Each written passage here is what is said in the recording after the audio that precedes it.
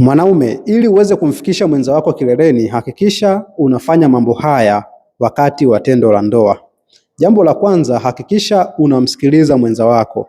Wakati unapoanza kushiriki tendo la ndoa, hakikisha unamsikiliza. Kama anakuambia anaumia, tumia busara za kuweza kuhakikisha kwamba unamfanya asiumie. Kwa hiyo kumsikiliza kunaweza kukawa kuna nafasi kubwa ya huyo mwanamke kufika kileleni.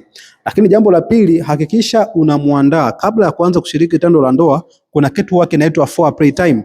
Hakikisha unamuandaa. Kumuandaa kule kutamfanya huyu mwanamke aweze kupata hisia kali. Wakati utakapoanza kushiriki naye tendo la ndoa, atajikuta anafika kileleni hata mara 10. Lakini jambo la tatu, hakikisha unakuwa ni mtu ambaye unasimamisha vizuri maumbile. Yaani uume wako hakikisha unasimama vizuri. Kama uume wako utakuwa usimami vizuri, maana yake huyu mwanamke atakuwa hawezi kufeel ile penetration ya uume, na matokeo yake itamchukua muda mrefu sana, au inaweza ikamfanya huyu mwanamke asifike kileleni. Lakini jambo la nne, hakikisha unadumu kwa muda mrefu kwenye tendo la ndoa.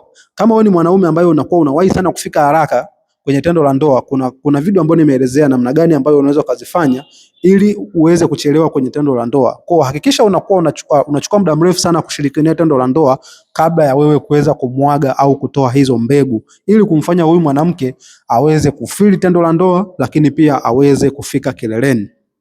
Kama utakuwa ni mwanaume ambaye unapitia changamoto, either unawahi kufika kileleni au unashindwa kusimamisha uume vizuri, au unapoteza hamu ya tendo la ndoa wakati wa kufanya tendo la ndoa, basi hakikisha tunawasiliana. Chukua namba yangu hapo kwenye bio ili niweze kukusaidia kwa ushauri wa kina na matibabu ya virutubisho ambavyo vitasaidia kuboresha mifumo ambayo imeathirika. Inawezekana umeshawahi kufanya ponyeto au umeshaathirika na matumizi ya mara kwa mara ya sigara, au umeathirika na matumizi ya pombe kupita kiasi. Yanaweza kutibika na ukarejea katika hali yako ya kawaida. Karibu niweze kukusaidia.